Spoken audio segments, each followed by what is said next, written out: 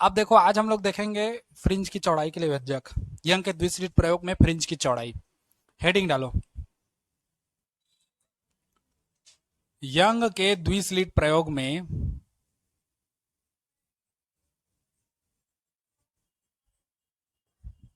Fringe की चौड़ाई के लिए व्यंजक।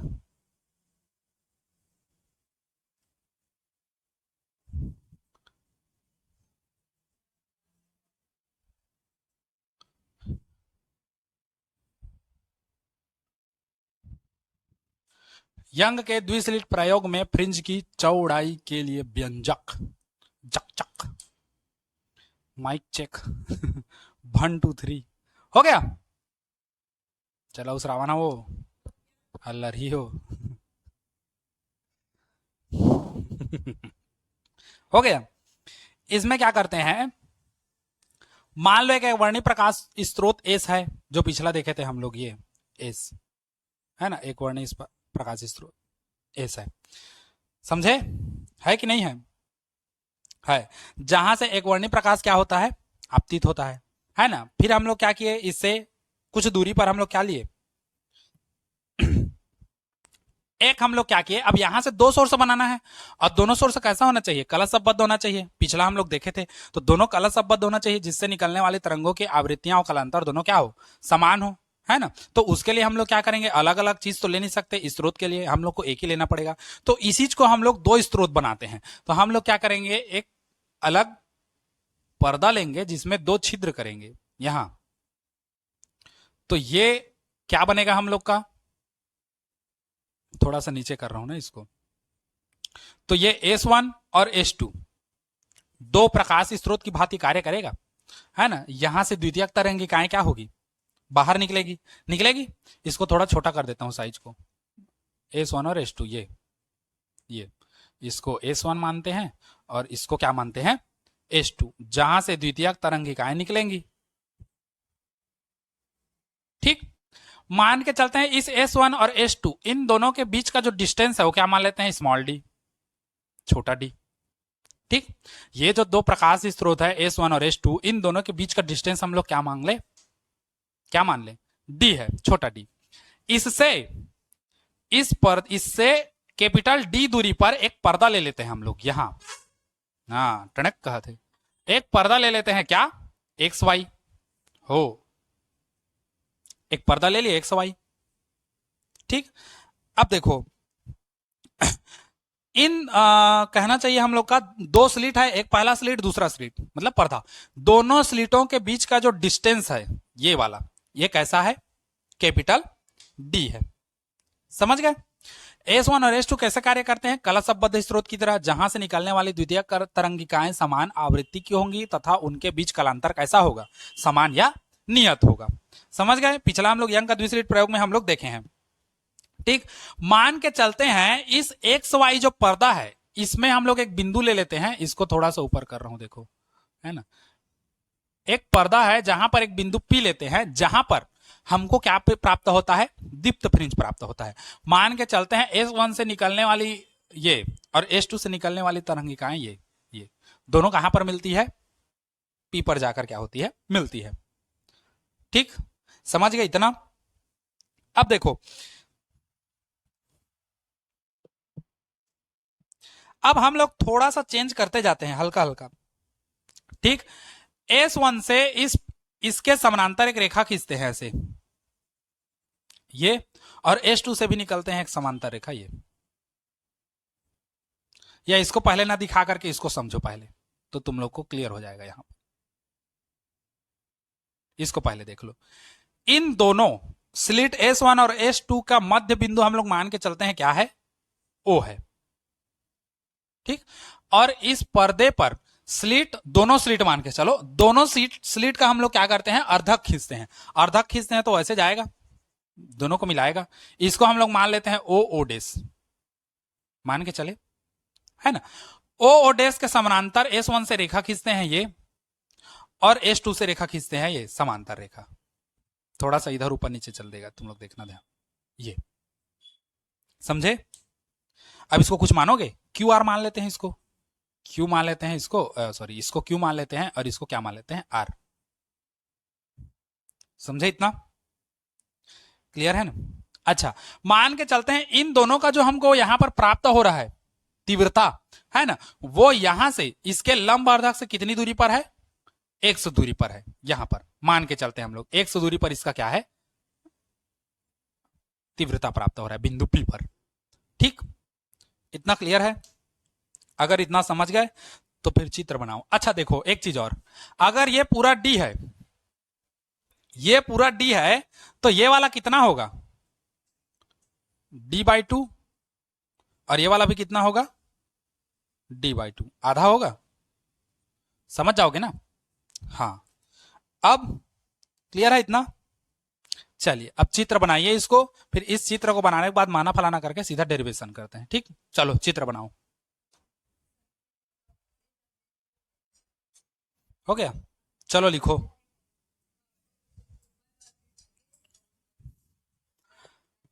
चलो लिखो, बताता हूं। बताऊं? बताऊं? ठीक है। चलो लिखो। मान लो एक वर्णी प्रकाश स्रोत एस, कैपिटल एस, माना एक वर्णी प्रकाश स्रोत कैपिटल एस है।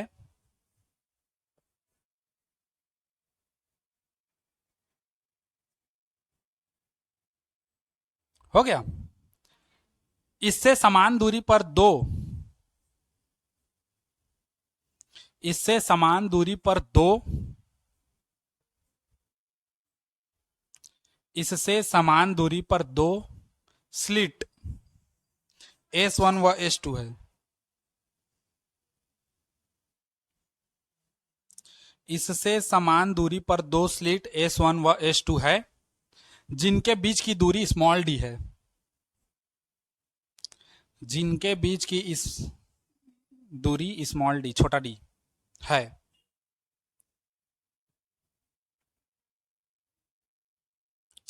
हो गया? इस स्लिट से कैपिटल D दूरी पर एक पर्दा XY है।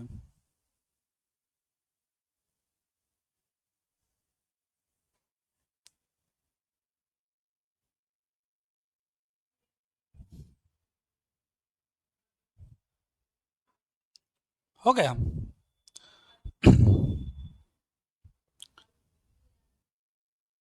हो गया? इस क्या लिखे, इस पर्दे, इस स्लिट से D दूरी पर एक पर्दा कैपिटल XY है। हो गया? हाँ, फिर लिखो उसी में, आ, इन दोनों स्लिटों के बीच,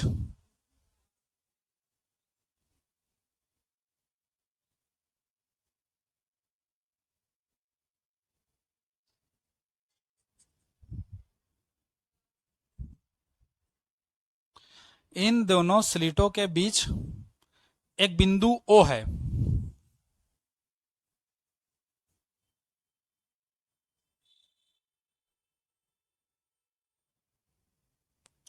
है ना, O है।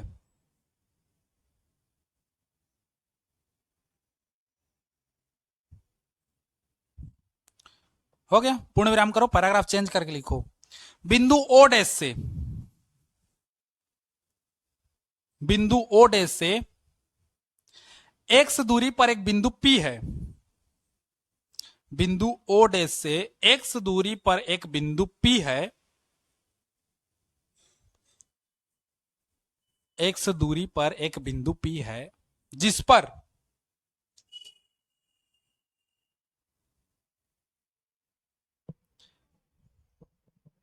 जिस पर प्रकाश की तीव्रता अधिकतम होगी। मतलब द्वितीय फ्रिंज बनेगा, सीधी सी बात, प्रकाश की तीव्रता अधिकतम होगी।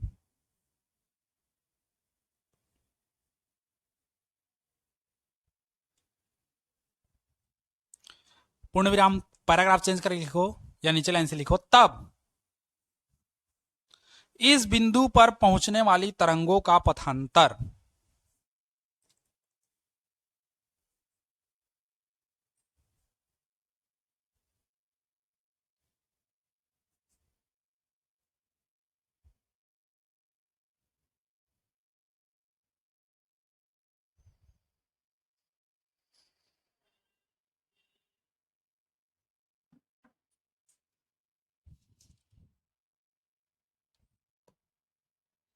हो गया, क्या लिखे, पथांतर। अच्छा देखो, यहां से यहां और यहां से यहां दोनों हम लोग का पथ है। यहां से ये तरंगे चल के वहां पर पहुंच रहा है, यहां से ये तरंगे चल के पहुंच रहा है, दोनों पथ है, एक रास्ता है। अब इसमें अंतर कितना होगा, तो पूरा इतना में से इसको घटा दोगे तो जो बचेगा वो पथ का क्या होगा, अंतर होगा। मतलब बड़े से छोटा को घटा दोगे तो तुमको पथांतर मिल जाएगा, मिलेगा कि नहीं, है ना। तो पथांतर हम लोग का कैसा हो जाएगा, तो पथांतर उसी के बराबर में लिखोगे S2P माइनस क्या करोगे S1P। मतलब इस S2P में से इस S1P को घटा दोगे तो हमको क्या मिल जाएगा, पथांतर। यहां से चित्र है ना यहां तक का, यहां से ये, ठीक, इसको साइड में कर रहा हूं, पथांतर बराबर S2P माइनस S1P। हो गया पथांतर। अब चित्र से देखो, चित्र से हमको बहुत कुछ पता चल रहा है। चित्र से क्या क्या पता चल रहा है, S1Q और S2R दोनों आपस में बराबर होंगे, जो दोनों किसके बराबर होंगे, दोनों के बीच की दूरी d के बराबर। तो चित्र से हमको पता चल रहा है कि S1Q बराबर होगा S2R के, और जो बराबर होगा किसके, कैपिटल D के। समझे। अब देखो यहां पर S1O और S2O दोनों के बीच का डिस्टेंस कितना होगा, पूरा d है, इसमें से ये आधा है तो d/2 होगा ये दोनों, है ना। तो उसी को हम लोग सीधा कर देंगे, यहां पर कर देता हूं, तथा OS1, या ऐसे कर देते हैं, तथा OS1 बराबर OS2 दोनों बराबर होगा किसके, d/2 के।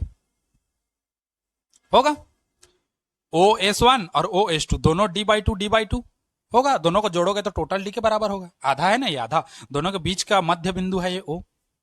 समझे, समझ गए ना। अब देखो आ,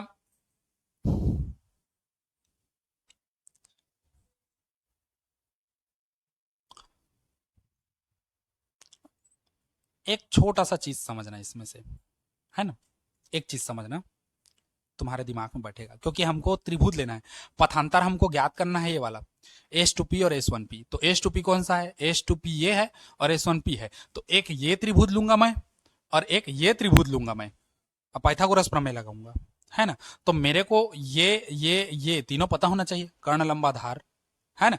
आधार तो मेरे को पता है, दोनों ये भी डी है और ये भी डी है। कर्ण मेरे को नहीं पता, और साथ ही साथ ये लंब भी नहीं पता। इस त्रिभुज के लिए ये वाला लंब रहेगा और इस त्रिभुज के लिए पूरा यहां से यहां तक का लंब रहेगा।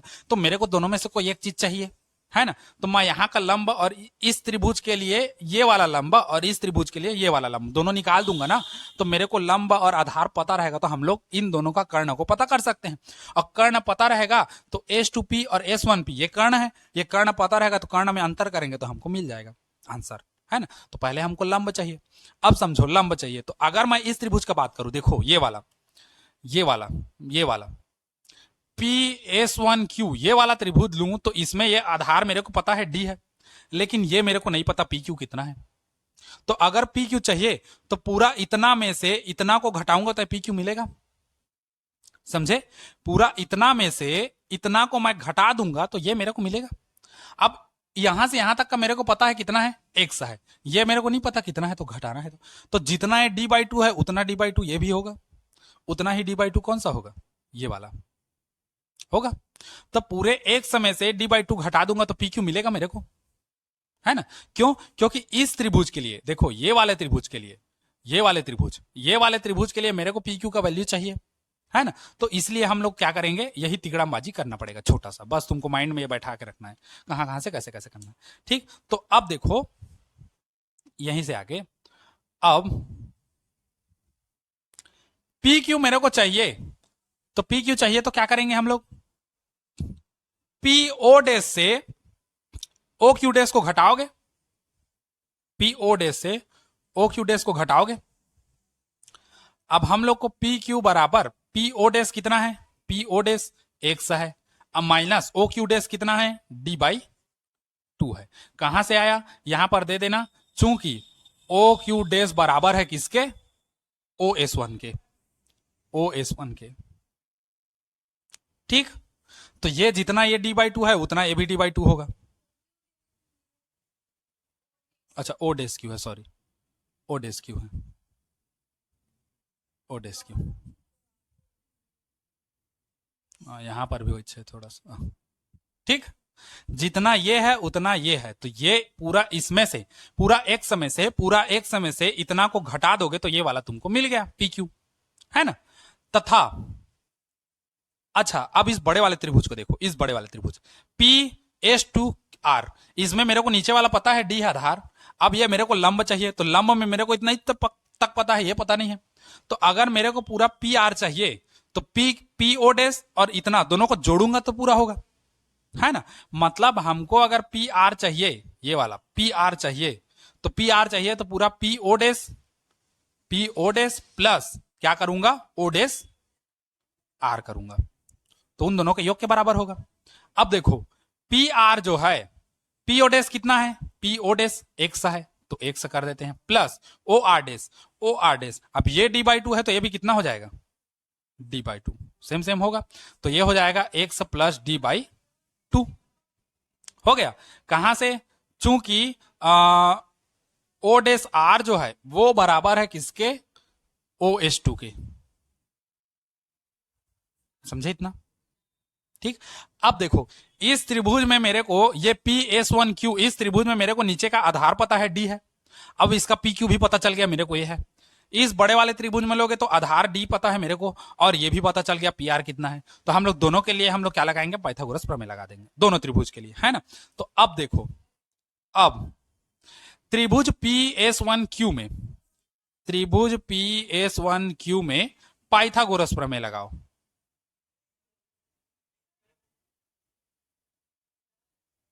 पाइथागोरस प्रमेय, अब पी एस वन क्यू में पाइथागोरस प्रमेय लगाओगे तो क्या होगा, कर्ण का वर्ग मतलब पी एस वन का वर्ग बराबर लंब का वर्ग धन आधार का वर्ग, लंब कौन सा है, पी क्यू का वर्ग, तो ये हो जाएगा पी क्यू का वर्ग धन आधार कौन सा है, एस वन क्यू, तो आधार है एस वन क्यू।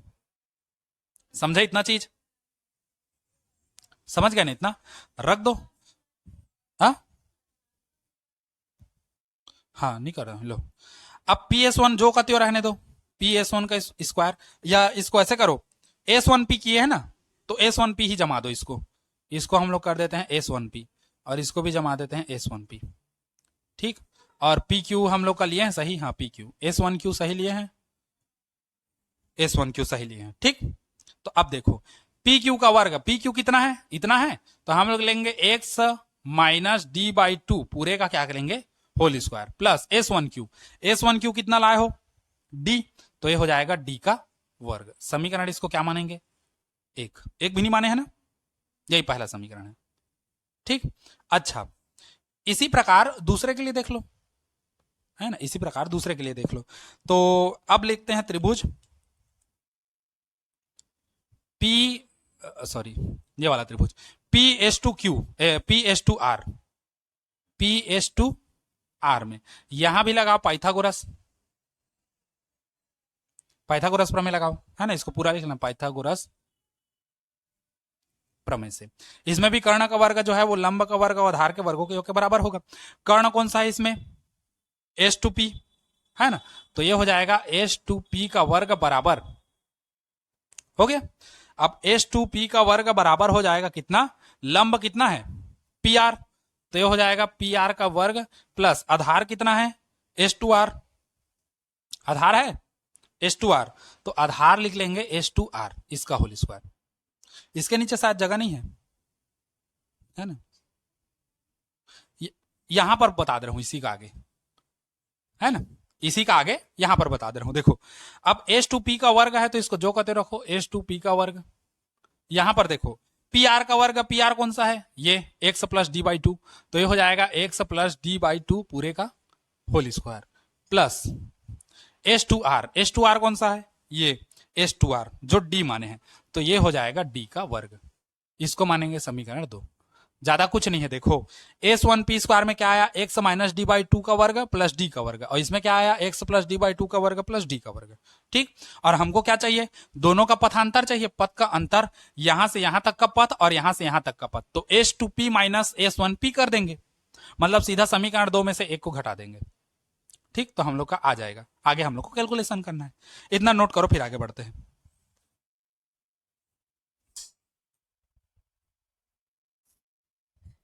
ये हो गया ना। अब उसके बाद देखो आगे, वहां से इसको यहां थोड़ा मिटा रहा हूं यहीं पर।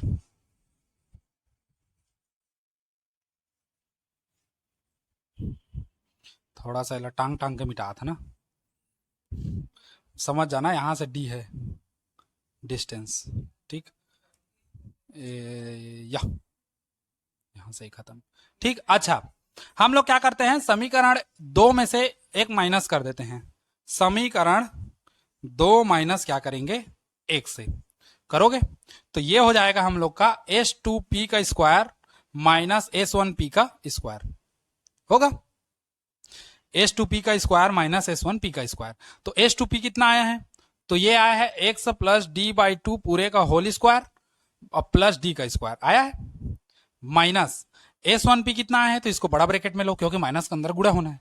तो इसको कितना लोगे, ये x minus d by two पूरे का होल स्क्वायर और प्लस डी का स्क्वायर होगा। थोड़ा सा फैलाते हैं अंदर, ये हो गया a का वर्ग धन 2ab, समझे, 2ab ए और प्लस b का वर्ग,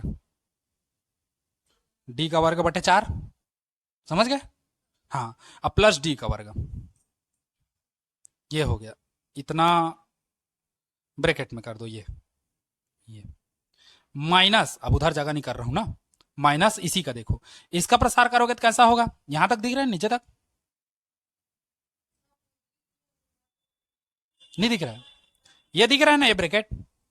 हाँ तो चलो, अब इसका करोगे तो a का वर्ग माइनस 2ab हो गया प्लस b का वर्ग और इंटू कितना हो गया, डी स्क्वायर प्लस में, समझे इतना। अब चिन्ह को चेंज करेंगे क्योंकि ऋण का गुणा अंदर करोगे, है ना, है। हाँ, ये समीकरण दो ठो माने हैं, इसको मेरे को समय में याद दिलाना, अगर याद पड़ा तो, जरूरत पड़ा तो, जरूरत नहीं पड़ेगा तो अच्छी बात है। अब समझो यहीं पर, इसी के आगे देखो, यहां पर दो से दो कैंसिल हो जाएगा, खाली एक्स डी बचेगा, यहां भी दो से दो कैंसिल हो जाएगा, खाली एक्स डी बचेगा, है ना। तो हम लोग का बच क्या रहा है, देखो यहां पर से, तो यहां पर से बच रहा है x square plus x D square बटे कितना 4 और प्लस डी स्क्वायर, बचा इतना कैपिटल डी। यहां से समझो ना, एक्स स्क्वायर का एक्स स्क्वायर, एक्स दो दो खत्म तो एक्स डी का एक्स डी बचा, डी स्क्वायर बटे 4 तो डी स्क्वायर बटे 4, हाँ?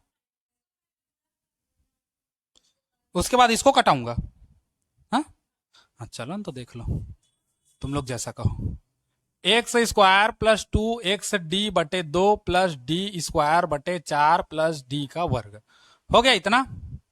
अब माइनस का अंदर गुणा करोगे तो कैसा हो जाएगा, माइनस एक्स का स्क्वायर प्लस 2xd बटे 2 माइनस डी स्क्वायर बटे 4 माइनस डी का वर्ग। वहां तक दिख रहा है, डी स्क्वायर तक दिख रहा है, ठीक, समझे कैसा कैसा हुआ। माइनस को गुणा एक्स से करोगे तो एक्स माइनस में हो जाएगा, माइनस माइनस प्लस, फिर ये दोनों माइनस हो गया। अब क्या क्या कट रहा है देखो, ये जो प्लस एक्स है माइनस एक्स से खत्म, ये इससे खत्म, ये इससे खत्म हो गया। तो हमारे पास क्या बचा, हमारे पास बचा है 2xd बटे डी और प्लस 2xd बटे डी।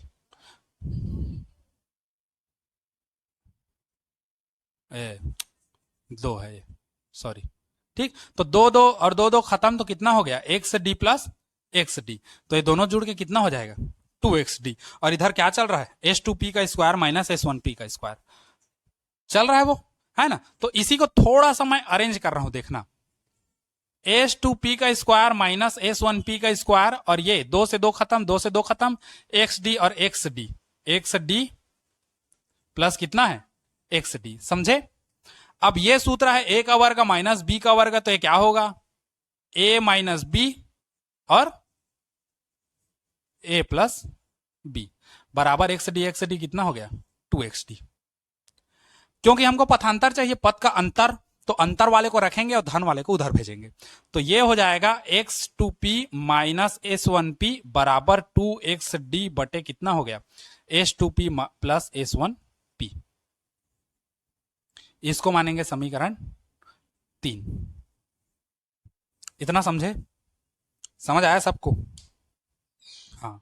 अब देखो, यदि हम लोग मान के चले यदि बिंदु P जो है O के अत्यंत निकट हो, मतलब ये जो पथांतर यहां पर जाके बन रहा है वो यहां न जाके बन के थोड़ा इधर हो, क्लोज हो, ये तो S1Q और S2Q सॉरी क्या हो गया?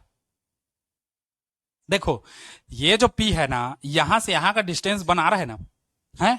यदि ये P जो है इस O के अत्यंत समीप हो, मतलब इधर पास आए, है ना, जब इधर पास आए तो S1P और S2P दोनों का जो वैल्यू है वो D के क्या हो जाएगा? बराबर हो जाएगा, है ना। तो यहां पर लिखेंगे यदि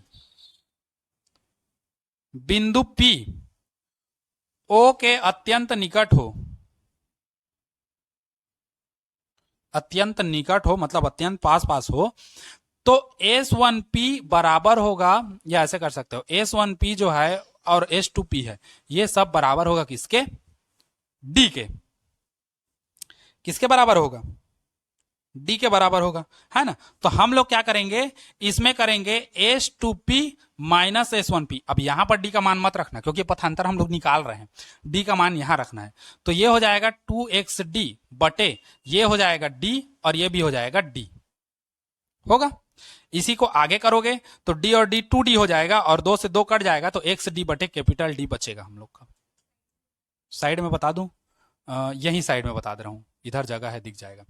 देखो S2P माइनस S1P, तो S2P माइनस S1P यहां पर बराबर होगा 2xD, 2xD बटे D और D कितना हो गया? 2D, कैपिटल में है कैपिटल D। तो S2P माइनस S1P बराबर कितना हो जाएगा? 2 से 2 खत्म तो x स्मॉल d बटे क्या हो जाएगा? Capital D। ये समझे? समझे इतना?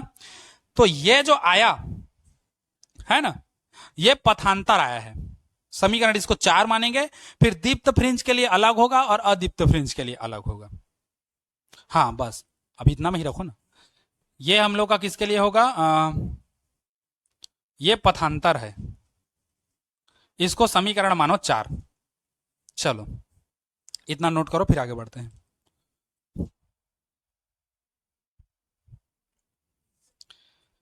अब ये हो गया। अब देखो दीप्त फ्रिंज और अदीप्त फ्रिंज के लिए।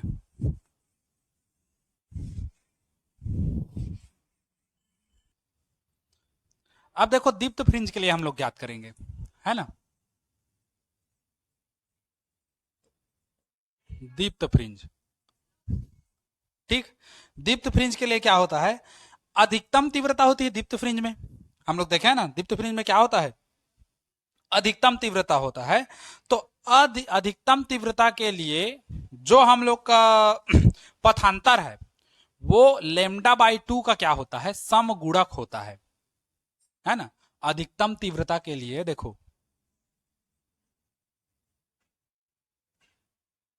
अधिकतम तीव्रता के लिए दीप्त फ्रिंज में क्या होता है? अधिकतम तीव्रता। तो अधिकतम तीव्रता के लिए जो पथांतर है वो λ/2 का क्या होना चाहिए? समगुणक होना चाहिए, λ/2। ठीक है, तरंग दैर्घ्य है प्रकाश का, इसका क्या होना चाहिए? समगुणक होना चाहिए। अब समगुणक के लिए कैसे लोगे? समगुणक के लिए कैसा लोगे? 2 और n, जहां n वो संख्या बताएगा 0 1 2 3 4 जो भी है उसको, है ना। तो हम लोग का क्या हो जाएगा? पथांतर कौन सा समीकरण है? समीकरण 4 देखे थे हम लोग। समीकरण 4 में हम लोग क्या देखे थे? पथांतर S2P माइनस S1P बराबर x स्मॉल d बटे कैपिटल D, ऐसी था। अच्छा x है, सॉरी लेमडा ले लिया, x है ना। x स्मॉल d बटे क्या था? कैपिटल D था। तो यहीं से पथांतर जो है लेमडा बाई 2 का सम गुणक होना चाहिए। मतलब इसको थोड़ा सा पलट देते हैं हम लोग, इसको ऐसे लिख देंगे एक्स स्मॉल डी बटे कैपिटल डी बराबर हम लोग का क्या हो जाएगा, S2P माइनस S1P, ऐसे करके पलट के लिख दिया। तो हम लोग का जो पथांतर है वो लेमडा बाई 2 का क्या होना चाहिए, सम गुणक होना चाहिए। सम गुणक कहने का मतलब क्या है, ये लेमडा बाई 2 हो गया ये, और उसका सम गुणक तो 2n, जहां n बराबर 0 1 2 3 4 जो भी लेना है उसको हम लोग ले सकते हैं। ठीक, तो 2 से 2 कट जाएगा, तो एक्स डी बटे डी बराबर 2 से 2 कट जाएगा तो कितना बचेगा, n लेमडा।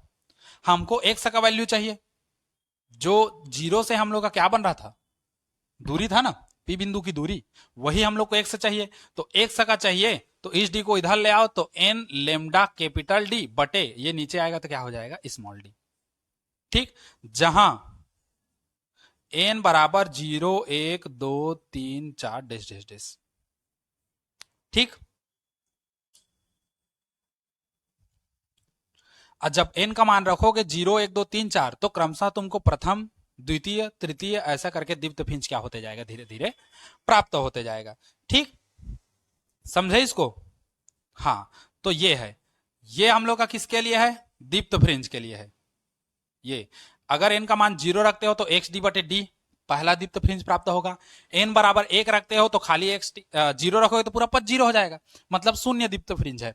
1 रखोगे तो एक्स डी बटे डी आएगा, मतलब पहला दीप्तफ्रिंज है। 2 रखोगे तो 2 एक्स डी बटे डी आएगा, दूसरा दीप्तफ्रिंज है। 3 रखोगे तो 3 एक्स डी बटे डी, तीसरा फ्रिंज। तो अगर n बराबर 0 1 2 3 4 ऐसे करके रखते हो तो शुरू 0 रखोगे तो दीप्तफ्रिंज कैसा होगा, शून्य क्रम में प्राप्त होगा, स्टार्टिंग पोजीशन में। और उसके बाद 1 2 3 4 रखते जाओगे तो क्रमशः पहला दीप्तफ्रिंज, दूसरा दीप्तफ्रिंज, तीसरा दीप्तफ्रिंज ऐसे करके वो प्राप्त होते जाएगा। ठीक, अब देखते हैं हम लोग किसके लिए, अभी दीप्तफ्रिंज देखे थे, अब किसके लिए देखेंगे, अदीप्त फ्रिंज के लिए। तो अदीप्त फ्रिंज कैसा होता है, न्यूनतम तीव्रता का होता है। तो हम लोग देखेंगे किसके लिए, न्यूनतम तीव्रता के लिए। इसको समीकरण 4 से कर देना है ना, समीकरण 4 से। न्यूनतम तीव्रता के लिए हम लोग का क्या होगा, तो न्यूनतम तीव्रता के लिए पथांतर, देखो अधिकतम के लिए पथांतर लेमडा बाई 2 का कैसा था, सम गुणक था। न्यूनतम के लिए हम लोग क्या कर देंगे, विषम गुणक कर देंगे। तो न्यूनतम तीव्रता के लिए जो हम लोग का पथांतर होना है, पथांतर, वो लेमडा बाई 2 का क्या रहेगा, विषम गुणक, है ना। लेमडा बाई 2 का क्या होता है, विषम गुणक होता है। अब विषम गुणक होता है तो उस कंडीशन में क्या आएगा, 2n-1, है ना, या तो +1 लेते थे -1 लेते थे, है ना। विषम के लिए जैसे पहले हम लोग देखे थे ना, दो क्रमागत विषम संख्याएं, तो +1 +3 ऐसे करके लेते थे। तो यहां पर हम लोग को माइनस करके लेना है। ठीक, तो ये हो जाएगा एक्स डी बटे डी बराबर लेमडा बाई 2 का विषम गुणक होना चाहिए, तो 2n-1। ठीक, यदि n का मान 1 रखते हो तो 1 2 1 कम 2 और -1 जाएगा तो 1 बचेगा। 2 रखते हो 2 2 ने 4, 4 में से 1 जाएगा तो 3 बचेगा। वैसे हम लोग का विषम संख्या आते जाएगा 1 3 5 7 9। आ कैसे डायरेक्टली, नहीं नहीं वैसा नहीं, 3n करेगी तो कैसे बनेगा, n का मान 1 रखेगी तो 3, n का मान 2 रखेगी, 3 2 ने 6 हो गया, वो तो विषम आ गया। विषम कहाँ आया हम लोग का, वैसे नहीं रख सकते। ठीक, तो इसलिए हम लोग ये रखते हैं। अब देखो उस कंडीशन में क्या होगा, तो गुणा कर दो।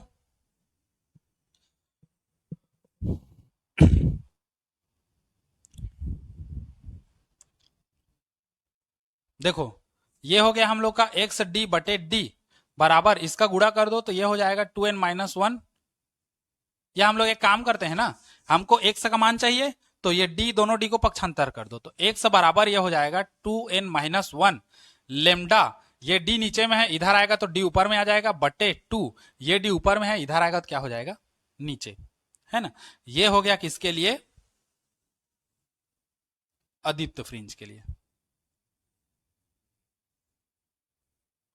जहां n बराबर 0 1 2 3 4 डैश डैश है। ठीक, जहां n बराबर क्या है, 0 1 2 3 4 डैश डैश डैश है। ठीक, अच्छा इसी में देखो फिर आगे नहीं, ये 1 2 3 4 होगा। जीरो इसको लिए हम लोग ले लिए हैं, इसके लिए खाली 1 2 3 4 होगा, क्योंकि जीरो लिए हो तो स्टार्टिंग में हम लोग का शून्य दीप्त फ्रिंज प्राप्त होगा। अगर इसमें भी जीरो ले लोगे तो शून्य में स्टार्टिंग अदीप्त फ्रिंज प्राप्त होगा। तो दोनों में स्टार्टिंग में दीप्त या अदीप्त थोड़ी होगा, दोनों में से कोई एक आएगा। तो इसके लिए जीरो लेंगे, इसके लिए 1 2 3 4 लेंगे। तो 1 2 3 4 ऐसे करके लेते जाओगे तो क्रमशः प्रथम अदीप्त फ्रिंज, द्वितीय अदीप्त फ्रिंज और तृतीय अदीप्त फ्रिंज, ऐसे करके उसका क्या होगा, एक सीरीज या एक पैटर्न हमको पता चलता जाएगा। ठीक, तो ये हो गया हम लोग का दीप्त फ्रिंज के लिए, ये हो गया अदीप्त फ्रिंज के लिए। इन दोनों को नोट करो, फिर इन दोनों के लिए हम लोग देखेंगे, है ना, दीप्त फ्रिंज की चौड़ाई। तो चौड़ाई कैसे होगा, अदीप्त फ्रिंज की चौड़ाई कैसे होगा, 2 स्टेप ऐसे और निकलेगा बड़ा बड़ा। ठीक, उतना में कंप्लीट हो जाएगा। चलो इतना नोट करो, फिर आगे बढ़ते हैं। चलो अब इसी में आगे देखो। अब देखते हैं दीप्त फ्रिंज की चौड़ाई, है ना। सिद्ध कीजिए कि दीप्त फ्रिंज की चौड़ाई या दीप्त फ्रिंज की चौड़ाई नियत होती है, ऐसे करके दे देता है।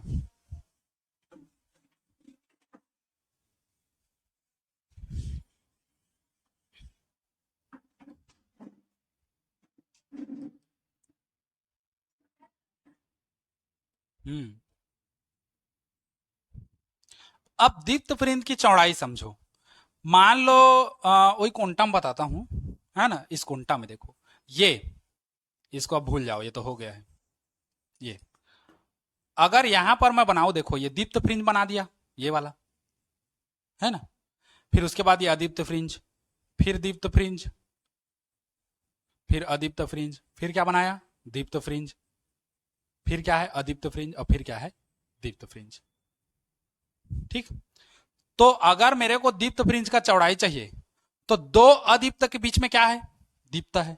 तो दो अदीप्त फ्रिंज की चौड़ाई जो है उसका अंतर निकालूं तो मेरे को दीप्त फ्रिंज का चौड़ाई मिल जाएगा। इसी प्रकार जब अदीप्त का निकालूंगा तो दो दीप्त के बीच में एक अदीप्त है, तो दो दीप्त की चौड़ाई का अंतर निकालूंगा तो अदीप्त फ्रिंज की चौड़ाई मिल जाएगी मेरे को। तो बस वही है, दीप्त फ्रिंज का निकालना है, दीप्त फ्रिंज का, तो दो अदीप्त के बीच में क्या होता है, एक दीप्त होता है। ठीक, तो उसी को करके निकालेंगे।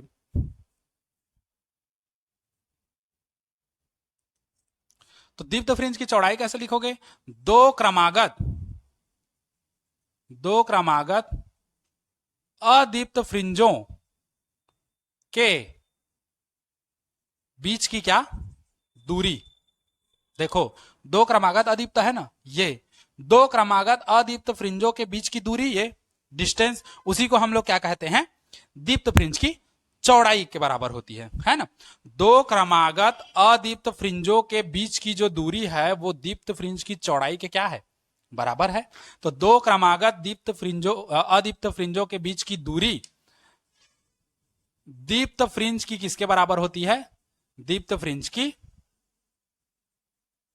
चौड़ाई के बराबर होती है। दो क्रमागत अदीप्त ये है, मान लो ये लगातार ये दोनों ले लिए या लगातार ये दोनों ले लिए, तो दो क्रमागत अदीप्त फ्रिंजों के बीच की जो दूरी है वो दीप्त फ्रिंज की मोटाई के क्या होती है, मोटाई या चौड़ाई के बराबर होती है। तो उस कंडीशन में हम लोग का क्या होगा, एन, देखो एनवी अदीप्त फ्रिंज, है ना। एनवे अदीप्त फ्रिंज के लिए हम लोग देखेंगे, है ना, एनवे अदीप्त फ्रिंज के लिए तो एक्स एन और सूत्र क्या होगा, 2n-1 लेमडा कैपिटल डी बटे क्या था, 2d, ऐसे करके था, यही था ना। है, अब n-1 के लिए लोगे क्योंकि दूसरा वाला उसके बाद है ना, तो दूसरा वाले के लिए हम लोग क्या लेंगे, n-1 v अदीप्त फ्रिंज के लिए, तो ये हो जाएगा x n-1 होगा। अब जहां n है वहीं पर इस n-1 को रखना है। ठीक, तो यहां पर 2 हो गया, n के जगह मैं कैसा रखूंगा, n-1, और यहां -1 पहले से है और इसको बड़ा ब्रैकेट डाल दूंगा, और यहां पर लेमडा डी बटे क्या हो जाएगा, 2d। थोड़ा सा हल कर दो, करोगे ना, 2n का गुणा करोगे तो 2n, और 2 का 1 से गुणा करोगे तो -2, और फिर ये एक -1 बचा है तो ये हो गया, और लेमडा कैपिटल डी बटे क्या हो गया, 2d, है ना। तो लास्ट हम लोग का क्या बचा, 2n-3, दो रे कितना हो जाएगा, 3 होगा, सूद के का वो जागा तरह अभी बचे है।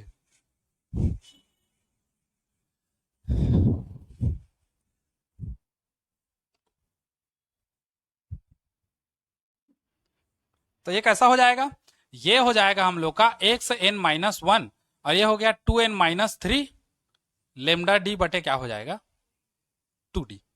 ये हो गया। अब हम लोग पढ़े हैं दो अदीप्त फ्रिंज के बीच की दूरी जो है दीप्त फ्रिंज की चौड़ाई के बराबर होती है, तो दोनों में हम लोग अंतर निकाल देंगे। तो अंतर निकालेंगे तो एक्स एन से घटा देंगे किसको, एक्स एन से घटा देंगे किसको, एक्स एन माइनस वन को। तो अब दीप्त फ्रिंज की चौड़ाई, दीप्त फ्रिंज की चौड़ाई ज्ञात करना है, तो अदीप्त दो अदीप्त फ्रिंजों के बीच की दूरी निकाल देंगे। दूरी मतलब बड़े से छोटा घटा देंगे सीधा। तो बड़े से छोटा घटाओगे तो इधर भी माइनस होगा, होगा ना। जब इससे इसको माइनस करें तो इससे ये वाला माइनस होगा, ये वाला जो लास्ट फाइनल आया हम लोग का। तो ये कैसा हो जाएगा, ये हो जाएगा 2n-1 लेमडा डी बटे स्मॉल डी 2d, माइनस में इधर का ये होगा 2n-3 लेमडा कैपिटल डी बटे 2d। ठीक, अब देखो लेमडा डी बटे 2d, लेमडा डी बटे 2d दोनों बाहर निकल जाएगा, कॉमन है। तो ये हो गया लेमडा डी बटे 2d। अंदर में कितना बचा, तो 2n-1, तो 2n-1 माइनस को गुणा कर दो तो माइनस 2n, अब माइनस माइनस प्लस 3।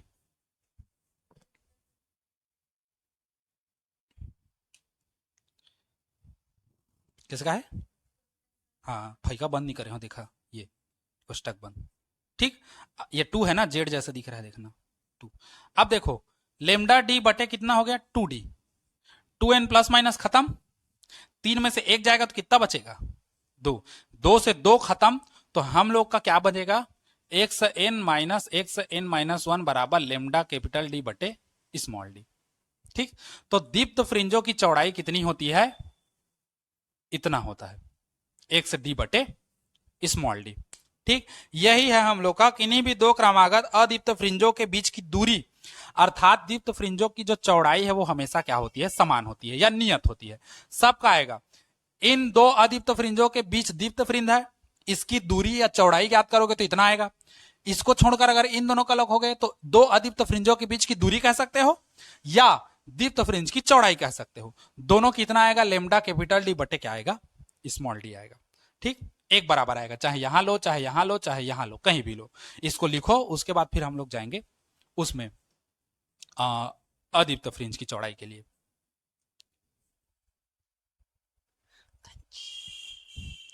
चलो दीप्त फ्रिंज हो गया, अब अदीप्त फ्रिंज का देखो।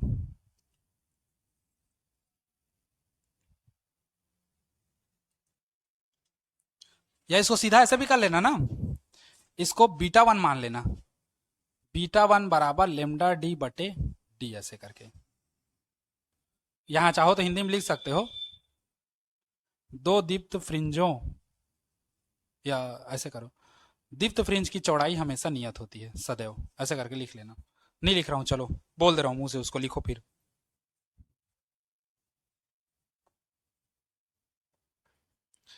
हो गया, इसको ब्रैकेट में डालो फिर लिखो, दीप्त फ्रिंज की चौड़ाई सदैव नियत होती है या दो अदीप्त फ्रिंजों के बीच की दूरी सदैव नियत होती है।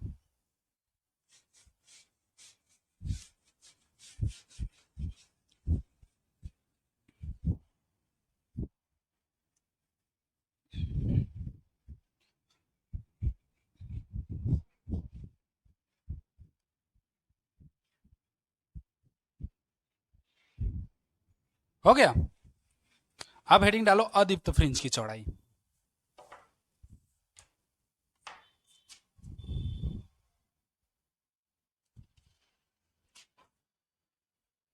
सेम प्रोसेस करना है, सामने में अ डाल देना। अदीप्त फ्रिंज की चौड़ाई, तो अदीप्त फ्रिंज की चौड़ाई कैसा होगा, दो क्रमागत दीप्त फ्रिंजों के बीच की दूरी को, या देखो दो क्रमागत दीप्त फ्रिंजों के बीच की दूरी को अदीप्त फ्रिंज की क्या कहेंगे, चौड़ाई कहेंगे। ठीक, या दो क्रमागत दीप्त फ्रिंजों के बीच की दूरी अदीप्त फ्रिंज की चौड़ाई के क्या होती है, बराबर होती है। तो इसी को लिखना है, दो क्रमागत दीप्त फ्रिंजों के बीच की दूरी को, बीच की दूरी अदीप्त फ्रिंज की चौड़ाई के बराबर होती है। ए महू हो, माहौल देवे, अदीप्त फ्रिंज की चौड़ाई के बराबर होती है। कब? कल? कल नहीं रे, जब महू हो, है ना। अदीप्त फ्रिंज की चौड़ाई के क्या होती है? बराबर होती है ना। तो एनवी, अच्छा, अदीप्त फ्रिंज की चौड़ाई के बराबर दो क्रमागत दीप्त फ्रिंज के लिए होता है, तो दो क्रमागत दीप्त के लिए देखेंगे तो एनवी दीप्त फ्रिंज, एनवी दीप्त फ्रिंज के लिए क्या होगा? अब दीप्त फ्रिंज का क्या था सूत्र? एक से बराबर एन लेमडा कैपिटल डी बटे स्मॉल डी, ऐसी था, है ना। तो एनवी के लिए है तो एक से एन करोगे तो ये एन लेमडा डी बटे डी हो जाएगा, है ना। वह एन माइनस वन करोगे फिर, क्योंकि उसका अगला क्रम में है, तो एन माइनस वन वी दीप्त फ्रिंज के लिए, तो ये क्या हो जाएगा? एक्स एन माइनस वन, और ये हो जाएगा n minus one lambda D बटे क्या हो जाएगा? डी।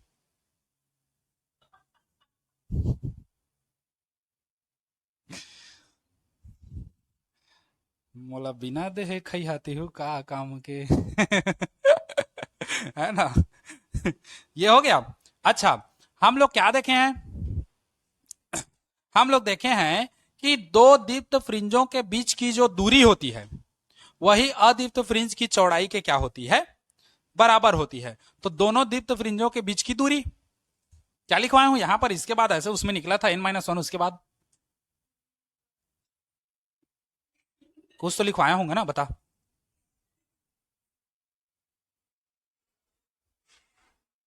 हाँ, तो ये एन माइनस वन निकला ना, एन माइनस वन, हाँ, उसके बाद अदीप्त फ्रिंज की चौड़ाई, हाँ, इसी को हो रहा था। तो अब सीधा हम लोग क्या देखेंगे? अदीप्त फ्रिंज की चौड़ाई देखेंगे, है ना। तो अब अदीप्त फ्रिंज की चौड़ाई,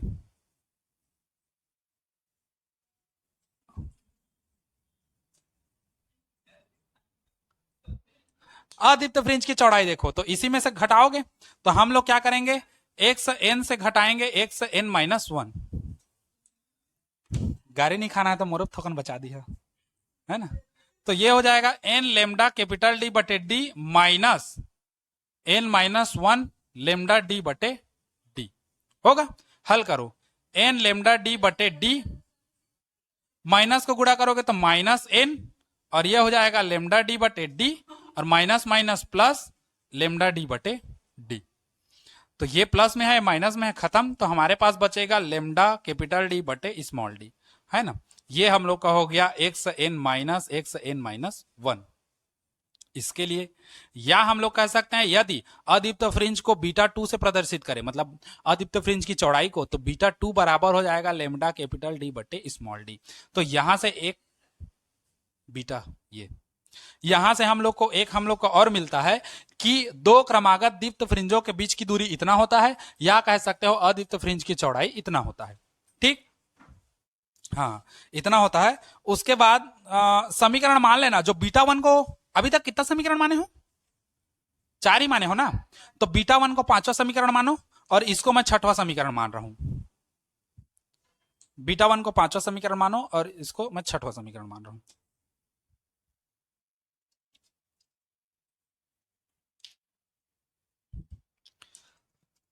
हो गया। तो समीकरण पांच और छह से हमको क्या पता चला कि दो दीप्त फ्रिंज की चौड़ाई और अदीप्त फ्रिंज की चौड़ाई, दोनों की चौड़ाई हम लोग का क्या होता है? एक समान होता है, बराबर होता है। तो हम लोग कह सकते हैं कि यंग के द्विसलिट प्रयोग में फ्रिंज की चौड़ाई जो है ना, दोनों कंडीशन में क्या होता है? एक समान होता है ना। समीकरण पांच और छह से, समीकरण पांच व छह से हम लोग सीधा कह सकते हैं कि बीटा बराबर जो होगा लेमडा डी बटे क्या होगा? स्मॉल डी, ये है ना। यहां से हम लोग कह सकते हैं सीधा कि यंग के द्विसलिट प्रयोग में फ्रिंज की चौड़ाई सदैव क्या होती है? नियत होती है। दे देता है प्रश्न में, सिद्ध कीजिए कि यंग के द्विसलिट प्रयोग में फ्रिंज की चौड़ाई सदैव नियत होती है। तो सिद्ध करके नहीं देना है, तो ऐसे लिख देना, ठीक। यहां तक का, हालांकि देता नहीं है, पेपर में बहुत कम चांस होता है पूरा यहां तक का देने का, ठीक।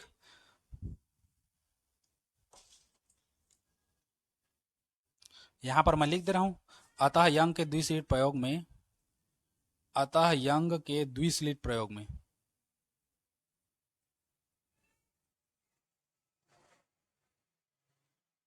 फ्रिंज की चौड़ाई, फ्रिंज की चौड़ाई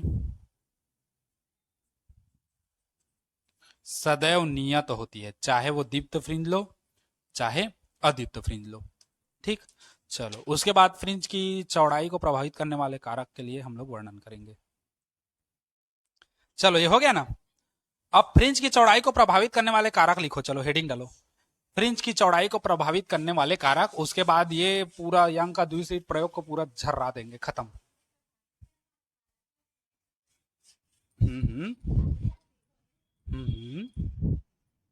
फ्रिंज की चौड़ाई को प्रभावित करने वाले कारक, हेडिंग डालो।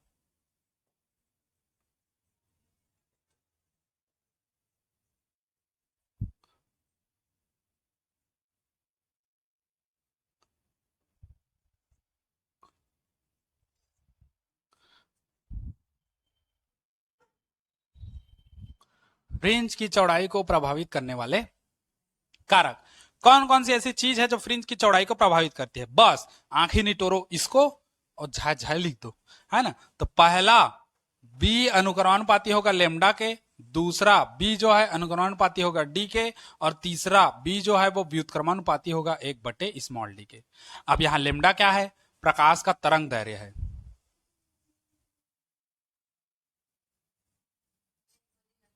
और डी क्या है? डी क्या है हम लोग का? अब वो डी क्या है? तल से पर्दे की दूरी, है ना, स्लिट से पर्दे की दूरी, स्लिट से पर्दे की दूरी। और 1/डी, ये स्मॉल डी क्या है? दोनों स्लिटों के बीच की दूरी है, दोनों स्लिटों के बीच की दूरी है। चाहो तो हिंदी में लिख सकते हो। हिंदी में कैसे लिखोगे? बी अनुक्रमणपाती होता है लेमडा के, अर्थात लेमडा क्या है हम लोग का? प्रकाश का तरंग दैर्घ्य। मतलब यदि प्रकाश का तरंग दैर्घ्य बढ़ाते हो तो फ्रिंज की चौड़ाई भी क्या हो जाएगी? बढ़ जाएगी। और अगर प्रकाश का तरंग दैर्घ्य घटाते हो तो फ्रिंज की चौड़ाई भी क्या हो जाएगी? कम हो जाएगी। अब देखो, लाल रंग का प्रकाश, लाल रंग के प्रकाश का तरंग दैर्घ्य क्या होता है? सबसे ज्यादा होता है, तो उसके फ्रिंज की चौड़ाई भी क्या होगी? ज्यादा होगी, है ना। तो बी आर बड़ा होगा किससे? बी बीटा हम लोग का है, ये बीटा है ना, बीटा है, मैं बी लिख डालता हूं, बीटा है ना। और बैगनी रंग का कम होता है, बैगनी रंग का लाल की तुलना में क्या होता है? कम होता है। लाल का सबसे अधिक होता है, तो बी आर का मान ज्यादा होगा किससे? वॉयलेट से, है ना। तो ये बी हो गया। ठीक, ये याद रखना।